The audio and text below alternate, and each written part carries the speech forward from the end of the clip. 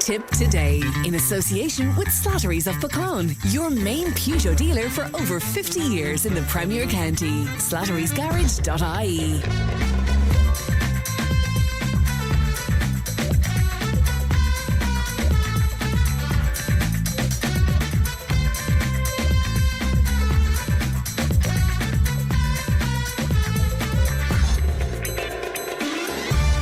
Good morning, welcome along to Tipp Today. 1800 938 007, that's our free phone number. It won't cost you if you'd like to make a call to us, and Leanne is producing. Coming up on the show this morning, Councillor Mark Fitzgerald is with us live in studio.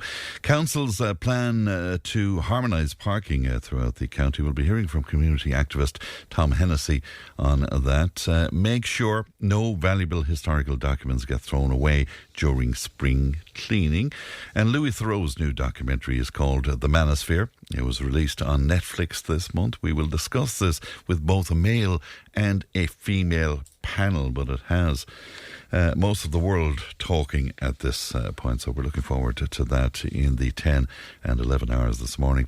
We've teamed up with the Hotel Manila to give away 2 tickets every day this week to the Tina Turner Tribute Act experience.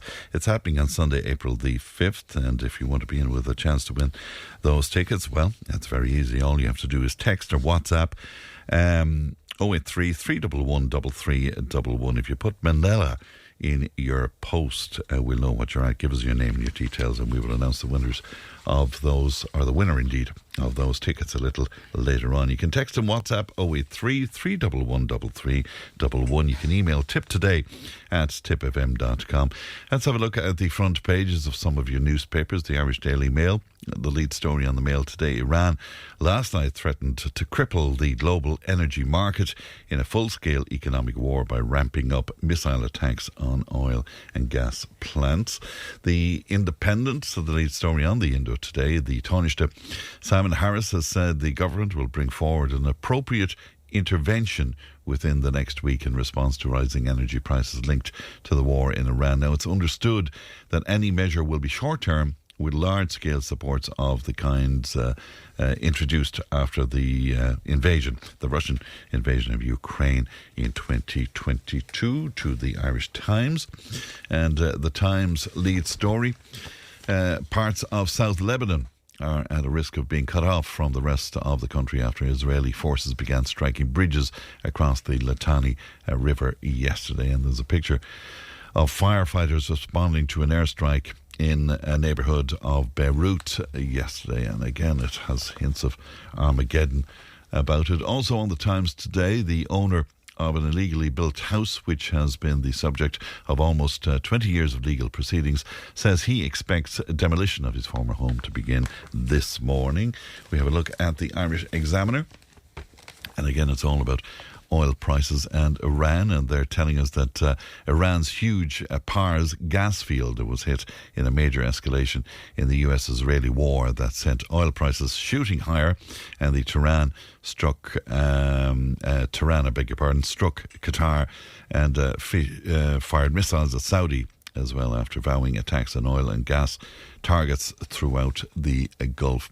Also reading on the Examiner today, the 3 Gardaí in the Limerick division due to stand trial on charges of perverting the course of justice have been informed that the charges against them will be dropped. And finally, the Farmers Journal is on your shelves today, and Adam Woods has the lead story there. Irish winter finishers are entering crisis mode as pressure continues to mount on the Irish beef trade. So that's a look at what's making headlines today. If you'd like to make comment on any of that, once again you can text and WhatsApp 083 311 3311.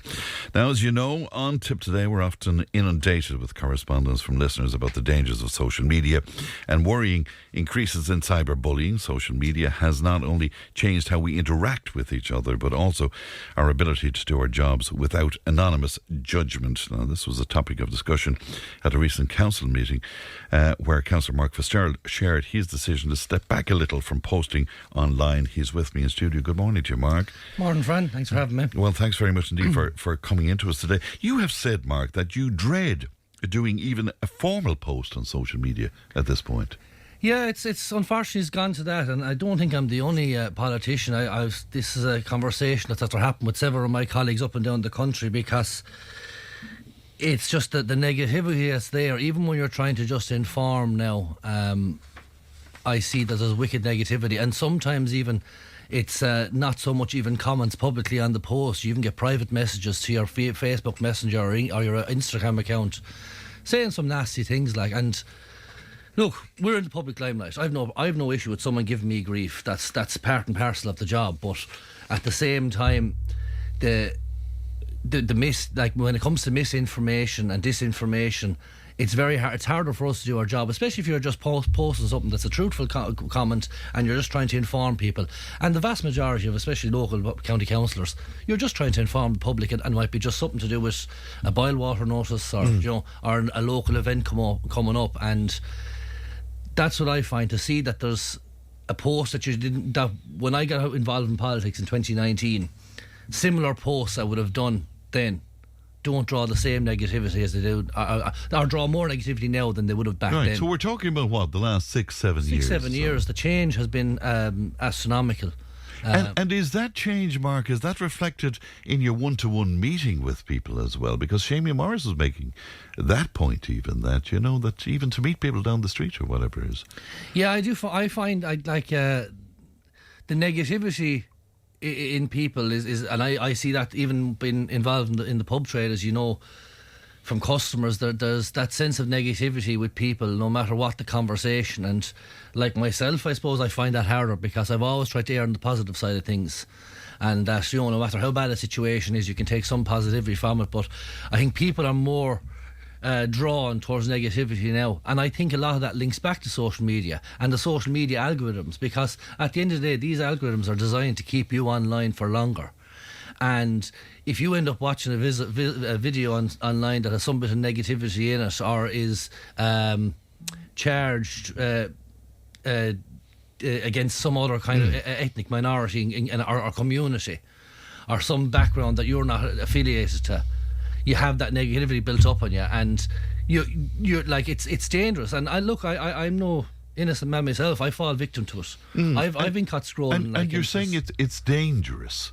Would you explain that to me? Dangerous in what way, Mark? Well, there's the Massachusetts Institute of Technology done a massive piece on this, and they goes it was all about why false news spreads faster on social media than true news. Yeah. And they analysed about 126,000 news stories shared by about 3 million people on Twitter between 2006 and 2017.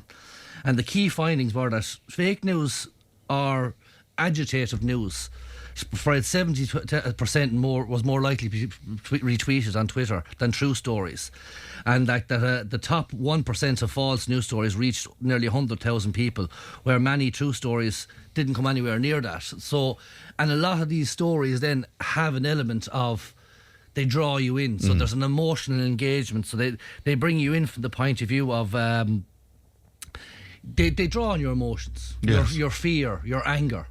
And it creates a motive response to you, right? And it fuels that anger. Yeah. Even from the point of view, and to something that's become I won't say a bugbear of mine, but to something I've looked into a lot of lately, and I've been trying to study it a bit more, because there's no point coming on and being the same as a lot of people on social media and just giving out.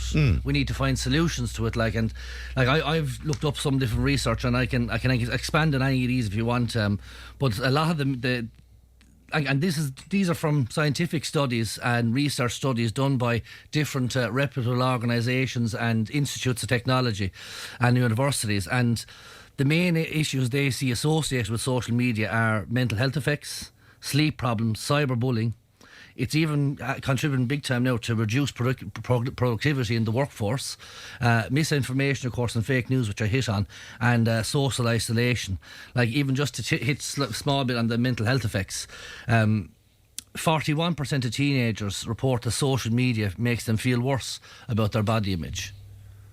which is a sad thing to think, like, you know. And that's something we'll be touching on later on in the programme today. You had some research that was done in Irish schools as well, didn't you? Yes, and I actually don't have that to hand. It was an organisation came in, they gave a presentation to our county council, I think was it in the December or January meeting. But some of the facts and figures they had were very stark. So they conducted this experiment among a couple of thousand children over a lot of schools in Tipperary. And I think the age bracket was on kind of third years TYs was the main age bracket, that kind of 14 to 16 year old bracket. And like some of the results came back that like there was some people spending 5+ hours a day, and there was a direct correlation with the longer you were spending on social media, the more adverse effects these people were presenting with. And it was a completely anonymous interview. So people could feel comfortable saying what they wanted to say, and like people actually, and there was a correlation between men and females, where males felt they were targeted more on certain things that emoted anger levels. So when you come to nowadays, when it comes to like it's interesting. And can I put it to you though that, and I mean again, I'm going from the kind of correspondence we get from people as well. Is there not a situation that many people are disenchanted with the whole political spectrum at the moment? That there's people don't trust politicians. Now, maybe you might say, well, they never fully trusted politicians, but I find it particularly evident now, Mark. And also, there's that feeling out there that you're not representing the people. I'm not saying you in particular, but I'm saying the political body. And I'm thinking about things like immigration, for example. Where and we'll be talking about the triple lock, I know, at some point or other as well. All that kind of thing is going on. It's outside of anything that we can control, and it's not reflecting what the people want. Yeah, and you do hit a point to a certain extent, and I'm not going to come on here and for 1 minute suggest that the government are doing everything right. We know not there is things that can be improved, but this also leads back to the social media issue and the broader impact of, we'll say, misinformation. And the areas that I've seen where it can have rapid effect, spread of misinformation, like public health is one. Politics and elections, and then the public trust in journalism and institutions like politics because of that. And like there's an old quote among politicians, as we always say, it is in politics, when you're explaining, you're losing. Yeah. And unfortunately, we see ourselves in that situation more and more because stuff has been thrown at you that's just not true. So you actually have to go into the detail of, and most people don't pay any heed to politics. Most people are too busy in their own daily lives. They don't really care what happens at the last Tipperary County Council meeting. And it's only for the likes of yourselves and the nationalist and local organisations that bring that to the fore that people might be able to read up about what happened at the council meeting. But there's so much more goes on behind the door and behind the scenes in politics that people aren't aware of. But then they get stuff thrown at them that's complete lies, misinformation, and this is where we get caught then, because you have to come out and defend it, and you have to try explain that what they're saying is complete lies. But straight away, you're in that situation where you're explaining, and people don't want to listen. You know, and that's what I find from it. You know, would it put you off from running again, for example? I don't know if it would put me off from running again. And as I said to you before, like my perspectives on politics now is like, one time I always said I'd wanted to climb to the very top and get to a ministerial role to effect change. My priorities changed now. I have a young family, and I want to be around for them. And as I said to you earlier on, that like 80% of the time you spend with your child is by the time they're 12 years old. So I don't want to miss out on that time. But I know myself, and I've often said it to my partner Emer, that if I did step back from politics, one of the first things I would be doing is I'd be getting off all social media platforms. At the minute, I have to use it because I'm a political figure, and like it is good to inform people as well. Like, there are pros to social media. It has connected our world. It has, like, even from Tipperary's point of view now, like with Lonely Planet, picking Tipperary as one of the top destinations to visit, and we've great social media influencers who are promoting our county, promoting our country. Like, that's the positive sides of it. But at the minute, I just think the negatives far outweigh the positives, and... Yeah. And again, I'm just looking at the screen here, and it's corresponding with us, like in terms of our conversation this morning. But a lot of people picking up on what I put to you, that the negativity stems from the fact that people don't feel represented. Now, you can put that down to misinformation or whatever, but it's an absolute fact that they don't feel represented. Yeah, but that still goes back to the point I was making. Like that, I understand people don't feel represented, and that but a lot of that is amplified through the use of social media, because you have agitators who use the platforms very effectively on both sides of the political spectrum to draw anger out of people, because it gets likes, it gets posts, it's a lot of these things directed upon are anger based. Like there's a great quote I came across: the danger of disinformation isn't the lie itself, but the confidence it steals from our ability to trust what's real. So even from the point of view of a news outlet or a politician coming out with a story that explains a scenario of how sometimes it's not as simple in politics to solve a problem, yes, you have that automatically distrust in the politician, because they've already seen so many reels on social media saying it's complete bonkers, and it's I think this disinformation is a serious issue. Like tis like surveys from the Pew Institute, Pew Research Centre show that disinformation has no effects on public understanding. So, like a fake news story will spread about 7 times faster than a real one. And Mark, I have to put it to you: have you any responsibility? And again, when I say you, I mean the body politic. Have you any responsibility yourselves? Because so many councillors come on this programme, they give out about Irish water, they give out about people on trolleys in our hospitals. We have a huge amount of people involved with us in the last few weeks about SNAs, for example, special schools not getting near enough funding. All of these kind of things are very real issues, and some of your colleagues come on here and they speak about that, and then that fuels reaction on social media. Is that not justified? Oh, well, that is, of course. What do you think? It's when it gets beyond that, is that it? It's, well, in fairness, like anyone in the political spectrum has their right to their own opinion and their facts and things like that. But and any of my colleagues in the council who come on and have issues with different aspects of society or how it's been run, and look, I have some of the same issues myself. Like I think there's certain aspects that haven't been done right, but it's coming from the point of view of someone who is in that role and they're trying to just seek better services for their constituents, things like that. Where I find the problem is they're trying to come from a fact-based point of view. Yes. It's where the facts lose reality completely, and it's just like America, for argument's sake. At the minute, America is looking at like it's going to lose its... I'll just think I can't think of the exact word on it now.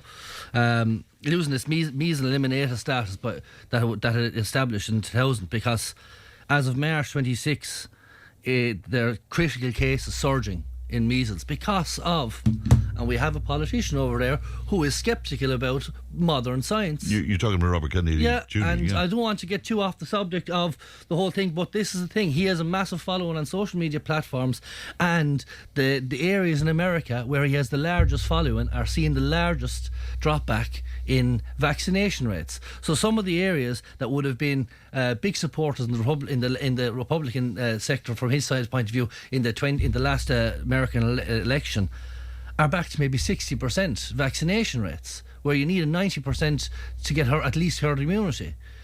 So, this is where we have to look at it as well, like that.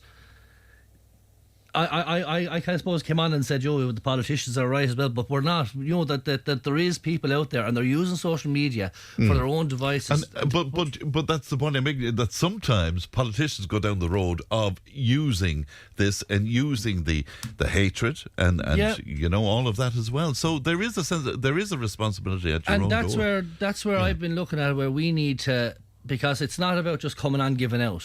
As I said earlier on, it's about trying to solve the problem, and that's where there's a number of areas that things that need to be done to improve this. Because, as I said, social media can be a force for good as well, but we need to reduce the spread and the impact of the negativity side of things and the effect it's having on young people. Right. So, like, you can regulate social media platforms, invest in media literacy education. So, from a government point of view, like we've done with a lot of other campaigns, when it came to climate change, we had a great event yesterday in the Horse and Jockey, where the Climate and Environment Action Group for Tipperary County Council had the Rubbish Film Festival Awards, where 12 secondary schools, transition year students, came forward, and they had a 2-day workshop, and they made a 1-minute video.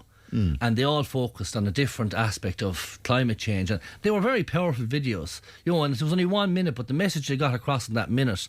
And our Director of Services for Environment, Eamon Landry, made a great point when he was doing his closing remarks, that when he was in school, he said there was a paragraph about the ozone layer in one of the books, and now people have this education, and I think that's where we need to look at it. Is we need to educate not just our students, but educate adults as well, and let them know that what to look for. Do you think, because of all of this, and again I spoke to Mary Hannah about this too, are we going to lose people? We're already losing volunteers in organisations, for example. There's not nowhere near as many people volunteering. Are we going to lose good people who put themselves forward for council, for politics? I think you're going to have a major issue, yeah, especially if the negativity stays going the way it is, because people just won't bother.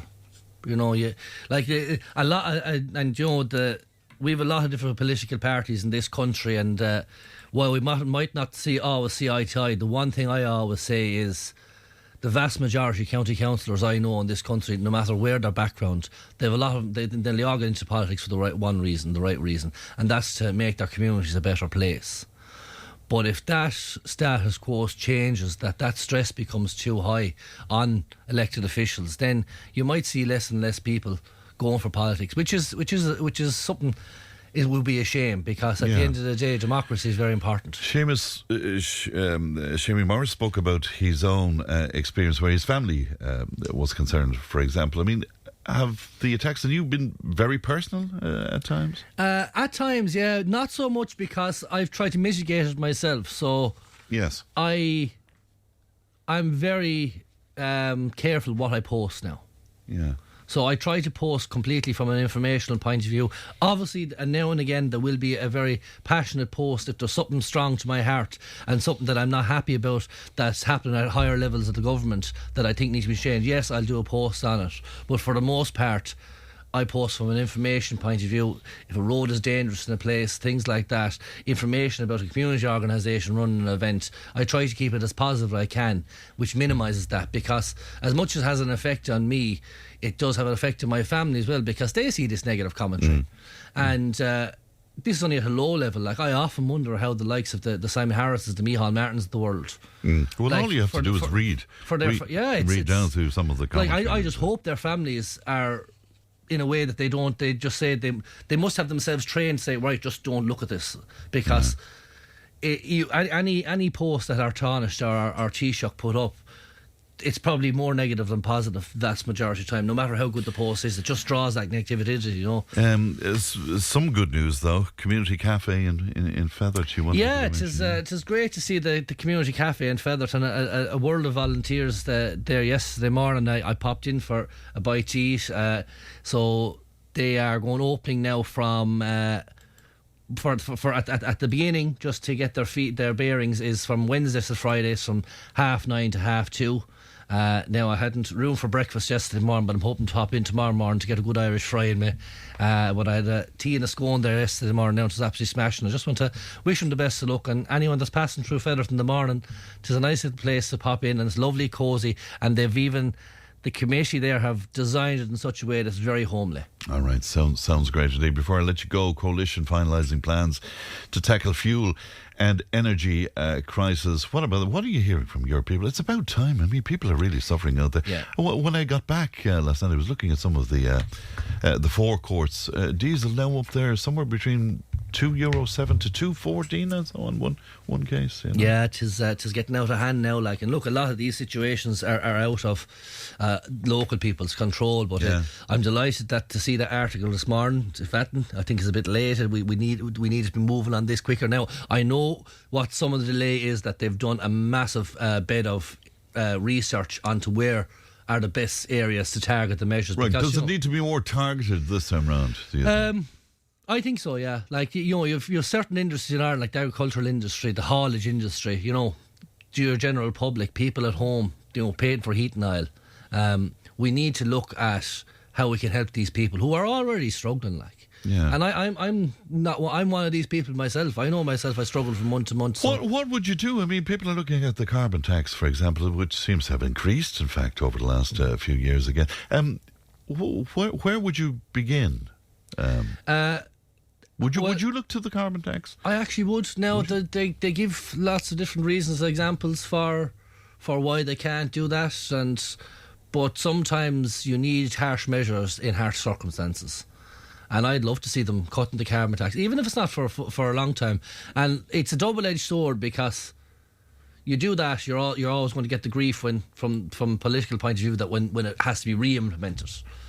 And I think that could be some of the thinking from higher politics, that if we're going to get ourselves in trouble twice from the public if we cut it. But you see, this is one of the things, and to get back to our original conversation, we seem to be able to find money for all sorts of other things, but when people are needy out there and need a bailout, there's all sorts of talk about it and nonsense going on around it, So, I mean, this should have happened last week. Really. It should have, yeah. And a lot of other European countries have implemented measures already. I know, yeah. And it's a bit disappointing. I'll be honest, I'm disappointed it has taken this long.